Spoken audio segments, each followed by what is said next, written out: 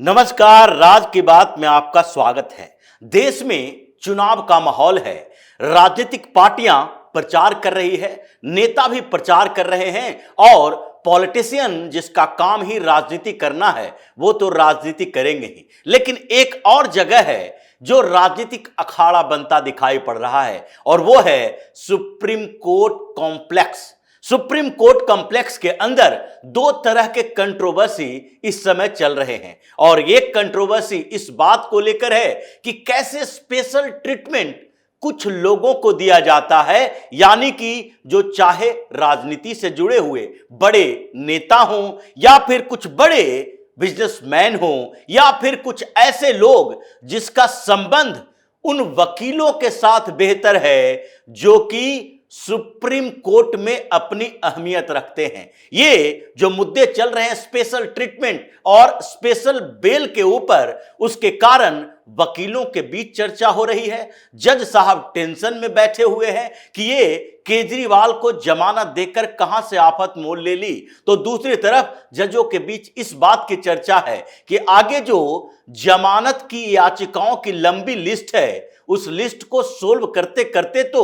इतना कंट्रोवर्सी हो जाएगा कि फिर बेल के लिए कोई नया नियम तैयार करना पड़ेगा कि कभी कोई बड़े मुद्दे पर इन्वेस्टिगेशन हो रहा है और अगर जांच एजेंसियों ने सवाल उठाए हैं कि यह व्यक्ति बाहर जाकर गवाहों से तोड़ मोड़ करेगा, मोलजोल करेगा, सबूत खत्म करेंगे, नष्ट करेंगे और ये पावरफुल है इसलिए अपने पावर का इस्तेमाल करके इन्वेस्टिगेशन को कमजोर करेगा, तो उसे बेल नहीं ही दी जानी चाहिए। इस बात की चर्चा सुप्रीम कोर्ट के अंदर हो रही है क्योंकि बेल पिटीशन की लिस्ट लंबी है। लेकिन जो राजनीतिक अखाड़े की बात है उसमें आप देखिए कि कैसे वकील आपस में उलझ चुके हैं, सेटिंग को लेकर उलझ चुके हैं। कुछ बड़े वकील जो अब तक सुप्रीम कोर्ट के कई मामलों को प्रभावित करते रहे हैं, जो अपने आप को संविधान के वैल्यू के रखवाले की तरह बात करते हैं,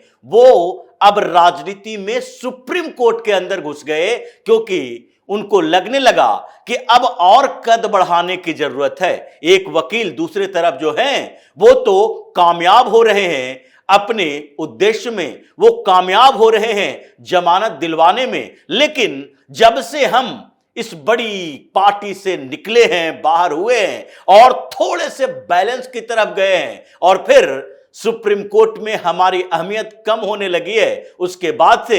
हमारे साथ जज साहब लोग ऐसा नहीं करते जैसा कि उनके साथ करते हैं। मतलब बात हो रही है अभिषेक मनु सिंघवी और कपिल सिब्बल की, क्योंकि अभिषेक मनु सिंघवी केजरीवाल के वकील थे और अभी भी वकील हैं। कई मामलों में केजरीवाल के तरफ से वो सुप्रीम कोर्ट में, हाई कोर्ट में पेश होते हैं। लेकिन वही अभिषेक मनु सिंघवी ने जिस तरीके से केजरीवाल के मुद्दे को भटका दिया, उनके इन्वेस्टिगेशन की दिशा बदलने की कोशिश की, सुप्रीम कोर्ट में सुनवाई की दिशा बदल दी, पूरा डायरेक्शन चेंज करके एक याचिका जो केजरीवाल की गिरफ्तारी की वैधता के ऊपर था उसको मोड़कर उसने जमानत के ऊपर ले आया और दो जज यानी कि जस्टिस दत्ता और जस्टिस खन्ना, ये दोनों सोचते रह गए कि उनके दिमाग में कब ये भर दिया गया कि लेवल प्लेइंग के लिए जरूरी है अरविंद केजरीवाल को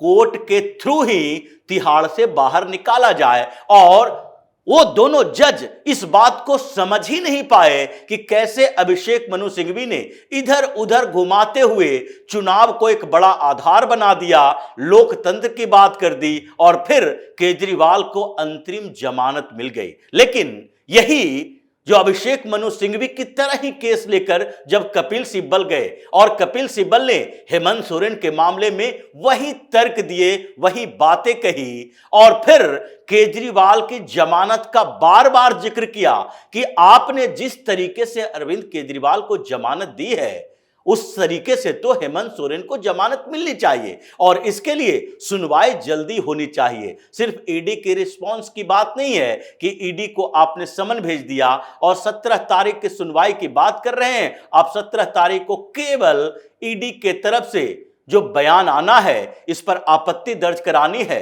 वहीं तक सीमित रह जाएं। 20 तारीख को चुनाव होना है, उस तक अगर उस समय तक हेमंत सोरेन पर सुनवाई चलती रही जैसा अभी चल रही है, तो फिर इस जमानत का कोई लेना देना नहीं होगा। हम तो जमानत की याचिका ही वापस ले लेंगे। ये कपिल सिब्बल की धमकी थी, लेकिन फिर भी ये दोनों जस्टिस दीपांकर दत्त और जस्टिस संजीव खन्ना इस बात के लिए मजबूर हो गए कि हम कोशिश करते हैं कि 17 मई को सुनवाई हो, लेकिन हुई नहीं। सुनवाई तो अभी जारी है और अगले चरण का चुनाव 25 तारीख को है, फिर 1 जून को चुनाव खत्म हो जाएगा। कपिल सिब्बल पूरी तरह से टूट गए, परेशान हो गए कि अगर ऐसे ही हमारी बात सुप्रीम कोर्ट नहीं सुनती रही, इन जजों के साथ हमारा तालमेल सही नहीं रहा, तो फिर ये करोड़ों फीस लेकर जो ये बड़े बड़े करप्ट पॉलिटिशियन का केस लड़ते हैं, वो हमारे पास क्यों आएगा? ये सारे के सारे लोग तो अभिषेक मनु सिंघवी की तरफ चले जाएंगे। ये लंबे समय से कपिल सिब्बल के साथ चल रहा था। कुछ एनजीओ के तरफ से वो मुकदमा लड़ रहे थे, कुछ उन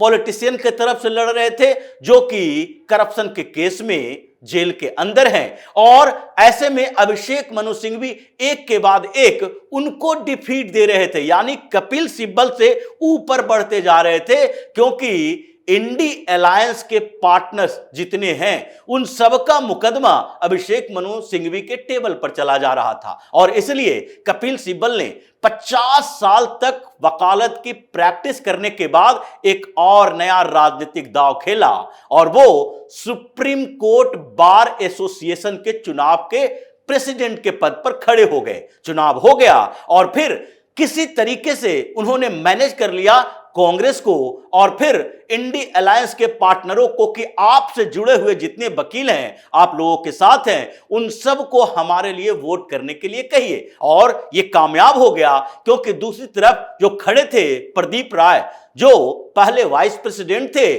और उस समय जो प्रेसिडेंट थे आदिश अग्रवाल, ये दोनों की जोड़ी कामयाब नहीं हो पा रही थी, क्योंकि भारतीय जनता पार्टी और उनकी सहयोगी पार्टी के लोग इस बात के लिए कंफ्यूज रहे कि क्या हमारी तो सरकार है, ऐसे में सुप्रीम कोर्ट बार एसोसिएशन में अगर पॉलिटिक्स घुस जाएगा, अगर हम पूरी तरीके से सपोर्ट कर देंगे, तो फिर सुप्रीम कोर्ट में भी ये बात चलेगी कि सरकार एक खास वकीलों को ज्यादा तवज्जो दे रही है। ये सुप्रीम कोर्ट बार एसोसिएशन के चुनाव को भी प्रभावित कर रही है। और इसलिए ये जो लोग, कुछ वकील, जो पिछले दिनों 600 वकीलों ने एक चिट्ठी लिखी थी, ये 600 वकील इसलिए चिट्ठी लिखकर सुप्रीम कोर्ट पर सवाल उठा रहे हैं उनके कुछ फैसलों को लेकर, क्योंकि वो भारतीय जनता पार्टी के संपर्क में है, उसे फायदा दिया जा रहा है। ये तो मोरल रिस्पॉन्सिबिलिटी ले ली भारतीय जनता पार्टी वालों ने, और इस तरीके से एक लीगल बैटल हार चुके हैं। और इसी वजह से कपिल सिब्बल 1066 वोट लाकर सुप्रीम कोर्ट बार एसोसिएशन के प्रेसिडेंट बन गए, और प्रदीप राय को केवल 650 के आसपास वोट मिला। लेकिन इसी बीच आदिश अग्रवाल, जो पहले सुप्रीम कोर्ट बार एसोसिएशन के प्रेसिडेंट हैं, वो बोल कर गए,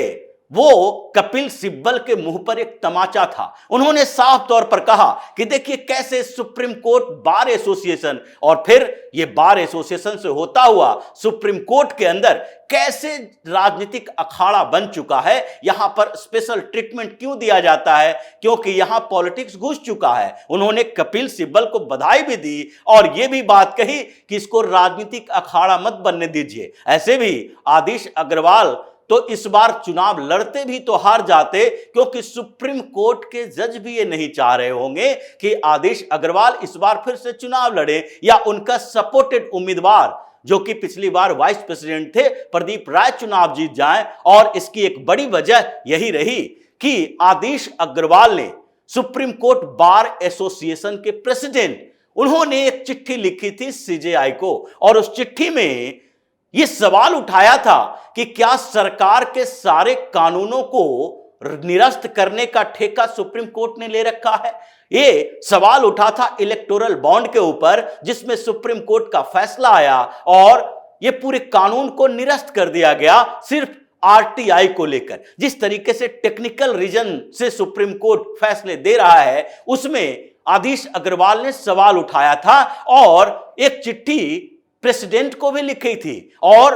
प्रेसिडेंट से यह मांग की थी कि आपको सुप्रीम कोर्ट के ऐसी गतिविधियों में इंटरफेयर करना चाहिए और इसी तरह से यह जो इलेक्टोरल बॉन्ड पर फैसला आया है उसको निरस्त करने के ऊपर विचार करना चाहिए। यानी उन्होंने राष्ट्रपति को चिट्ठी लिखा था सुप्रीम कोर्ट में इंटरफेरेंस करने के लिए, उन्होंने सीजेआई को चिट्ठी लिखा था, वो भी इस बात के लिए कि यह फैसला सही तरीके से नहीं लिया गया है, क्योंकि संसद में कानून बनता है और संसद में जो चुने हुए जनप्रतिनिधि हैं उन्हें कानून बनाने का अधिकार संविधान ने ही दिया है। अगर वो सोच समझकर कोई कानून बनाते हैं और सुप्रीम कोर्ट लगातार उन कानूनों को निरस्त कर दे तो फिर उनका मोरल गिर जाएगा, वो दबाव महसूस करेंगे। कोई भी कानून बनाने से पहले उनके ऊपर इस बात का दबाव ज्यादा रहेगा कि ये कानून कहीं सुप्रीम कोर्ट में जाकर निरस्त तो ना हो जाए। सुप्रीम कोर्ट को इस तरह के मामलों में हस्तक्षेप नहीं करना चाहिए, कानून संबंधी बातों पर और जो कानून बनाए गए हैं उस पर ध्यान देना चाहिए। अब आदेश अग्रवाल के इस चिट्ठी ने इतना हंगामा खड़ा किया सुप्रीम कोर्ट के अंदर कि जज साहब भी बौखला गए। उन्होंने भी कई ऐसी बातें कही कि सुप्रीम कोर्ट बार एसोसिएशन के वरिष्ठ वकील हैं, प्रेसिडेंट हैं, इनको ऐसा नहीं करना चाहिए था। फिर बार एसोसिएशन के कई वकील सामने आ गए कि हमने इनको समर्थन नहीं दिया है, ये प्रेसिडेंट के तौर पर ये बात नहीं कह रहे, ये व्यक्तिगत तौर पर कह रहे हैं, वकील होने के कारण कर रहे हैं। उसी समय लग गया था इस बार बार एसोसिएशन का चुनाव कुछ नए मोड़ पर जाएगा और फिर कपिल सिब्बल के एंट्री होती है और वो सुप्रीम कोर्ट बार एसोसिएशन के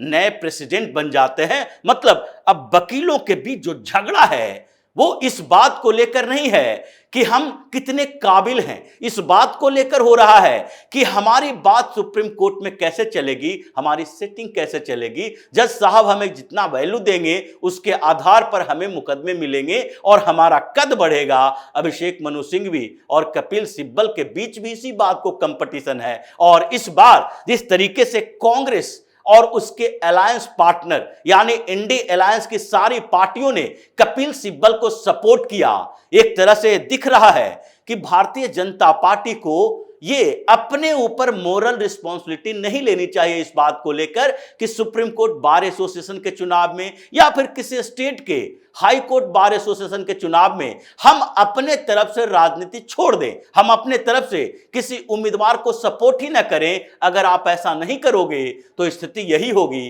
जैसे सुप्रीम कोर्ट बार एसोसिएशन में इंडी अलायंस का एक पार्टनर का राज्यसभा सांसद बड़ा वकील जो दलाली में संलिप्त रहता है वो प्रेसिडेंट बन जाएगा। कलकत्ता हाईकोर्ट में भी बार एसोसिएशन में ममता बनर्जी की चलेगी, Delhi high court bar association में अरविंद केजरीवाल का चलेगा और फिर वैसे ही सब पार्टियां अपने अपने वकीलों की फौज खड़ा करता रहेगा और Bharatiya Janata party legal battle हारती रहेगी जैसे अभी कुछ समय से हार रही है। सुप्रीम कोर्ट के अंदर सरकार घिर जाती है और फिर कभी कभी गुस्से में अमित शाह या पीएम मोदी कुछ बोल देते हैं, कानून मंत्री कुछ बोल देते हैं, लेकिन फिर भी उसका असर क्या होता है? सुप्रीम कोर्ट तो अपनी ही गति से चलता रहता है, उनके जज उसी तरीके से फैसले देते रहते हैं। इसलिए दबाव तो बार एसोसिएशन का बड़ा होता है, वकीलों के स्ट्राइक हो जाती है तो उसके बाद जजों के होश उड़ जाते हैं और इनको लगने लगता है कि हमारे खिलाफ अगर वकील आ जाएंगे तो फिर मुकदमा ही नहीं होगा, वो पैरवी करने नहीं आएंगे, सुनवाई कैसे होगा और हमारा अखबारों में कैसे चर्चा हमारे लिए होगी। ये समस्याएं तो जज साहब की भी होती है। इसलिए बार एसोसिएशन के चुनाव में भारतीय जनता पार्टी ने किसी उम्मीदवार यानी प्रदीप राय को फुल सपोर्ट नहीं किया, संघ ने सपोर्ट नहीं किया, अपने हाथ थोड़े बहुत खींचते रहे। कंफ्यूजन में कुछ वकीलों ने कपिल सिब्बल के साथ सेटिंग करके उनका समर्थन इसलिए किया ताकि वो आगे उनको हेल्प करेंगे उनके कैरियर को बूस्ट करने में। और यही वजह है कि आज सुप्रीम कोर्ट ऐसा अखाड़ा बन चुका है जहां पर वकील ऐसे गुटों में विभाजित हैं, जज उसी तरीके से फैसले ले रहे हैं और अब जमानत की लंबी लिस्ट ने उनकी टेंशन बढ़ा दी है। सरकार को तो कुछ करना ही पड़ेगा और सरकार सोच भी रही है, लेकिन जब तक सोचती रहेगी तब तक ये लोग कुछ ऐसे फैसले दे सकते हैं जिससे कि परेशानियां और बढ़े, लोगों का गुस्सा बढ़े। और इसी बीच जिस तरीके से ये सारे मामले कंट्रोवर्सी पैदा कर रहे हैं, आजकल सुप्रीम कोर्ट में किसी मामले की सुनवाई से ज्यादा इस बात की चर्चा हो रही है कि क्या सुप्रीम कोर्ट से निष्पक्षता की उम्मीद की जाए या फिर स्पेशल ट्रीटमेंट बना रहेगा, स्पेशल बेल चलता रहेगा। तो इसी तरह की खबरों के साथ फिर से हाजिर होंगे, तब तक के लिए बने रहिए हमारे साथ और देते रहिए हमें सहयोग, ताकि इसी तरह की खबर हम आपके लिए लाते रहे। धन्यवाद।